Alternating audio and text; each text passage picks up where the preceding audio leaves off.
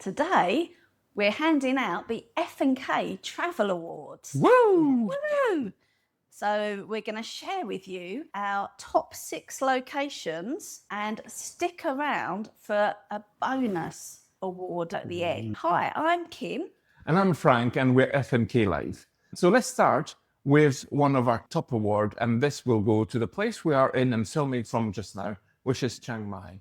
Now, we traveled to Chiang Mai last year and spent a month, and really, really liked it. So much, in fact, that we decided to come back this year for 2 months.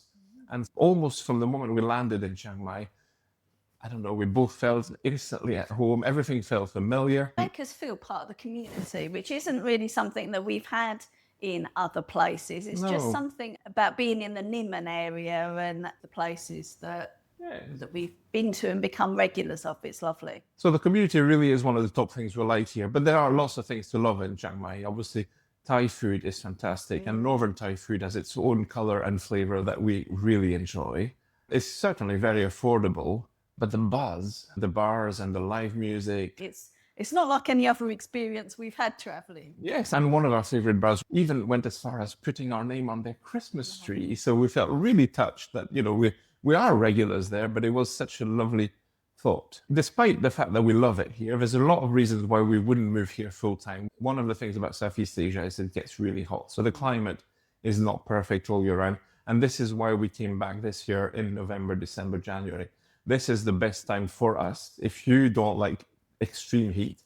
The temperatures are perfect at the moment. We get really warm days, 25 to 28 to 30 degrees during the day, but it falls down to the low teens at night. And also in Chiang Mai, the other thing that we do avoid is the burning season, February to April. But that we're told isn't a great time to be here for the pollution levels. As a place to spend 2 to 3 months in the winter, it is certainly one of our top locations, and we love it. That takes us to our second award.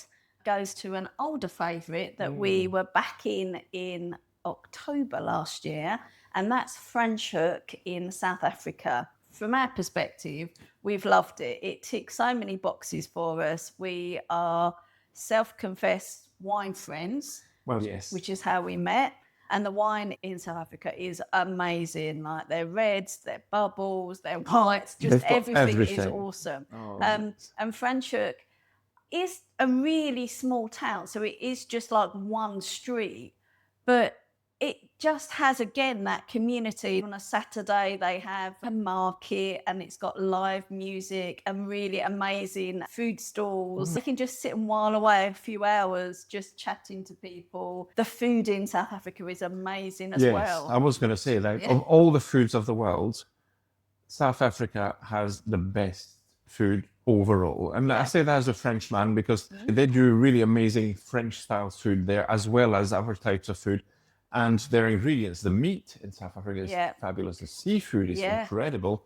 The sauces are really tasty, and they do a great variety. And when you add this to the fantastic wine, and the fact that in our experience in the last 10 years, I hadn't been prior to that, and I've seen the progress they're making in terms of safety, security, and that makes it one of the places that we miss. We so look forward to going there. We're looking to see when we can fit it into our schedule next. And in addition to Franschhoek, we do also like Stellenbosch and Cape Town. And we stayed a month last time in Franschhoek, and we're thinking next time we definitely want to stay 2 months. Exactly. Last time we went there for a month, I was actually slightly worried, will we be able to entertain ourselves for 1 month? So it turns out that within 2 or 3 days, I was immediately...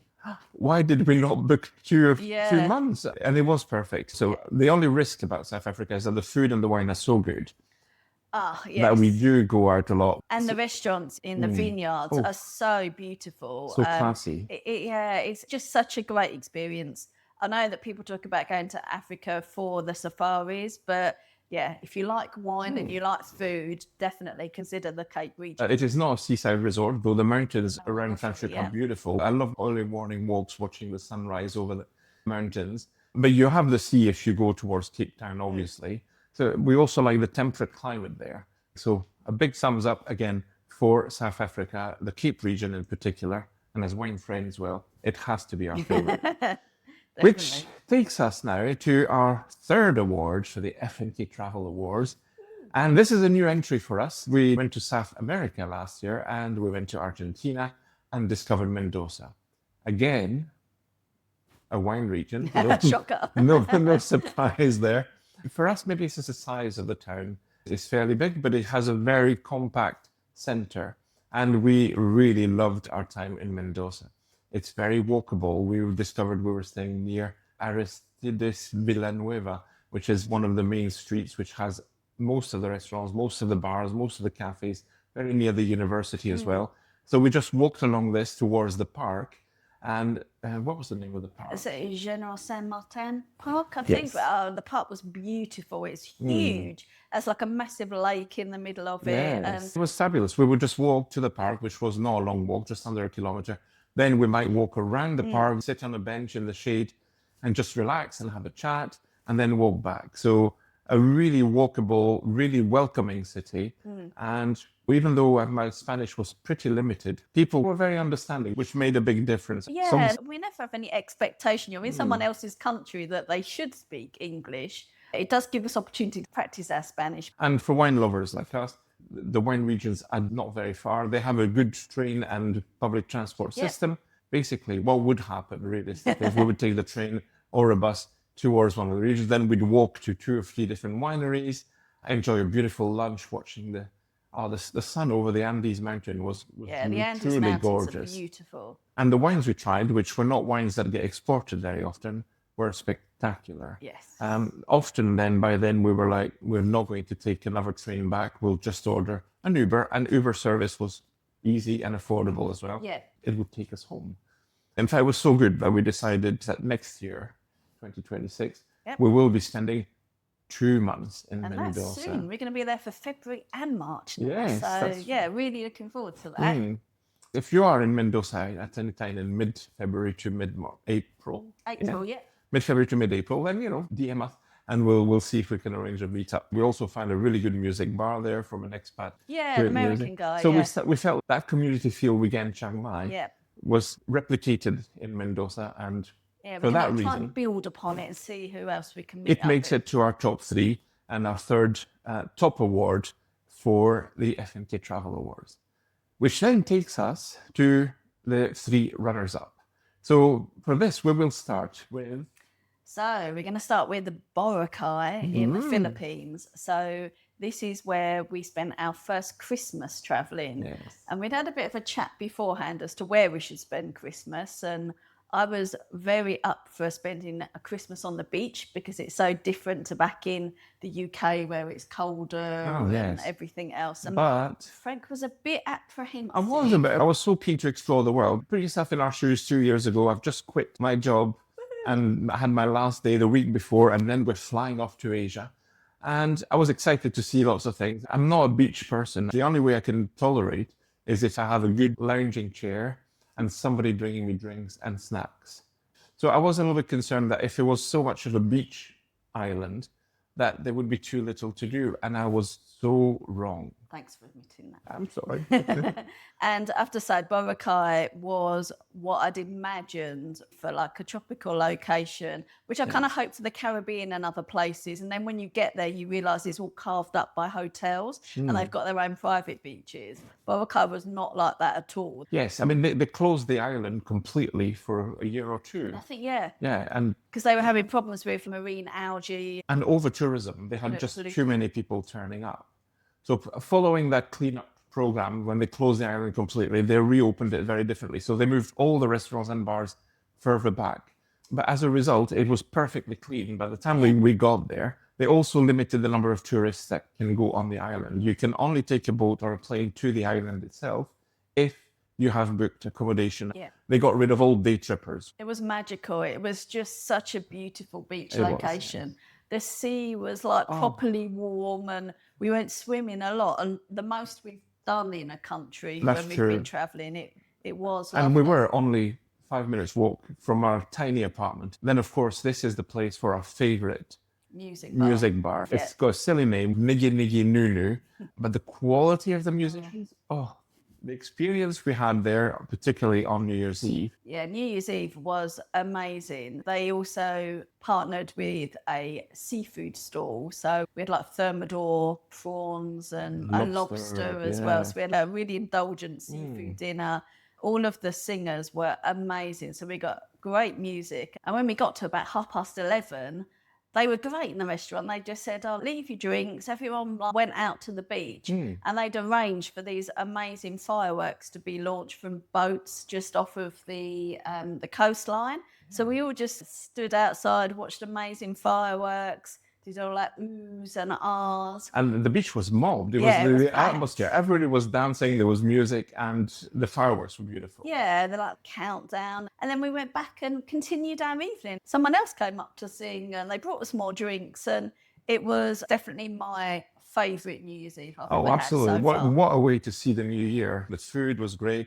The welcome, the music, everything we could have dreamt of, we got on Boracay Beach. Now, why would we not put this in our top 3? Well, first of all, it is still a small island.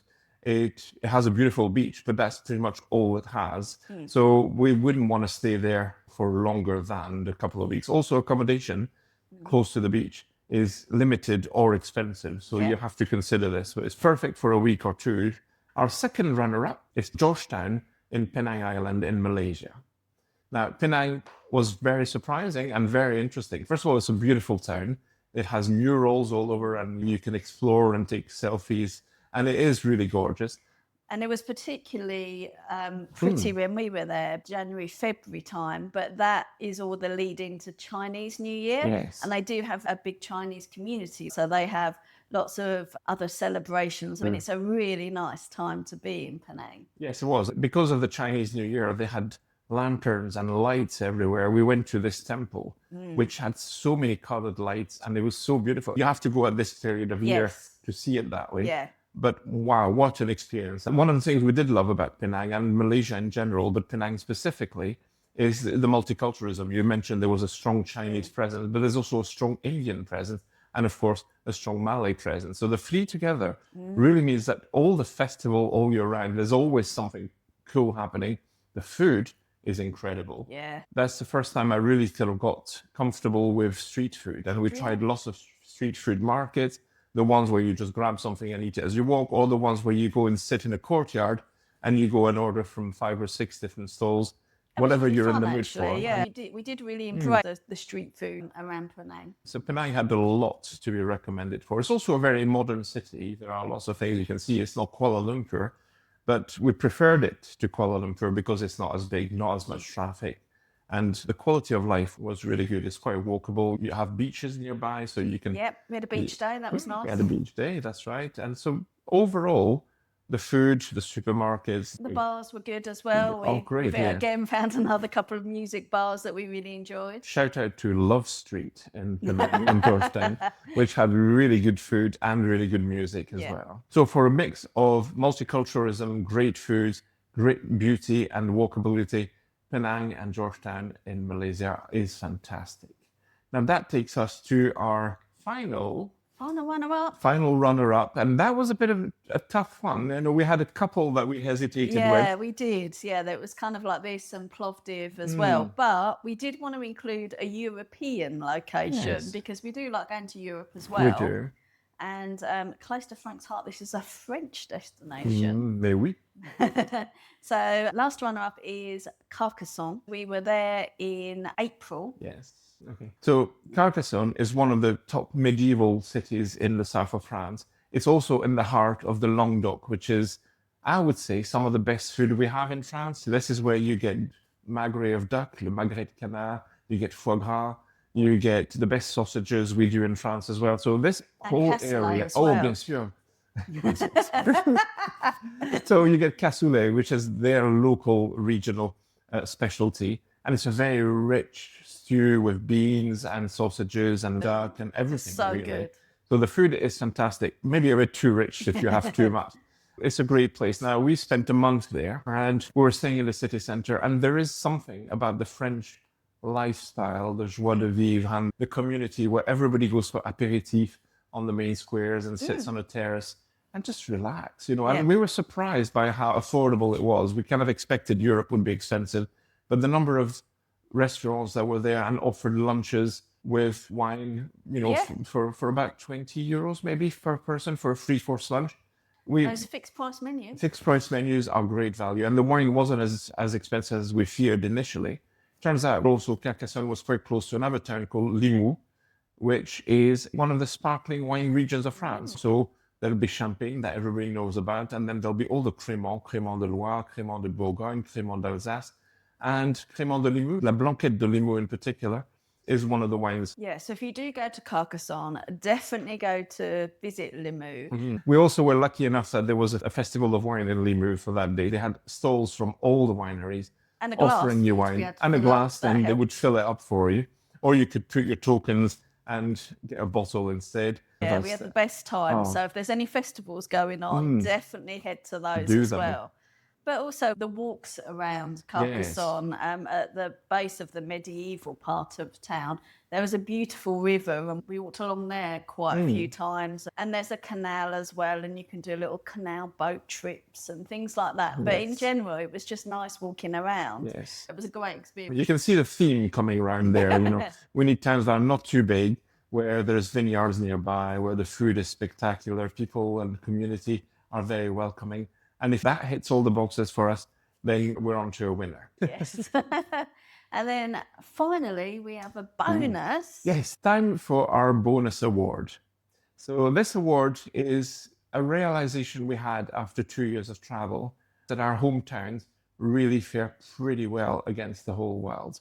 So a special award, first of all, goes to Glasgow. Woo! Woo!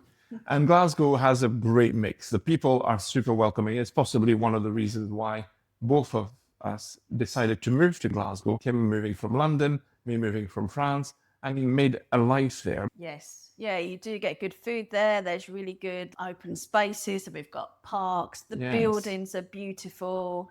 You know, and we've got like lovely like limestone buildings, and it's just such a great city, and it's really easy for us to get around. We have restaurants that we miss, that we love going back to.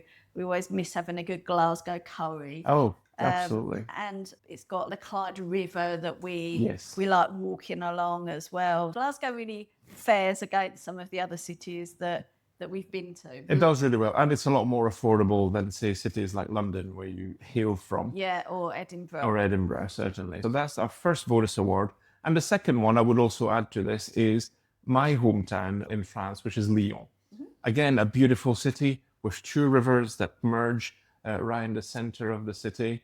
The food is the capital of gastronomy in France. So whilst it has very different food from what we found in the southwest in Carcassonne and the Languedoc, Lyon has an amazing set of food. Of course, it's just north of the Rhone Valley, which means you get all the Côte du Rhône. It's south of Burgundy, so great white wines, and not very far from Champagne either, so that doesn't hurt. So a special mention and a bonus award for Lyon in France. Yeah, it's really special. So that concludes our special FNK Travel Awards ceremony. So please subscribe and leave us a comment. Tell us where you've been and why you maybe disagree completely with us. So thanks very much, and we'll see you in the next one. In the next video. Bye.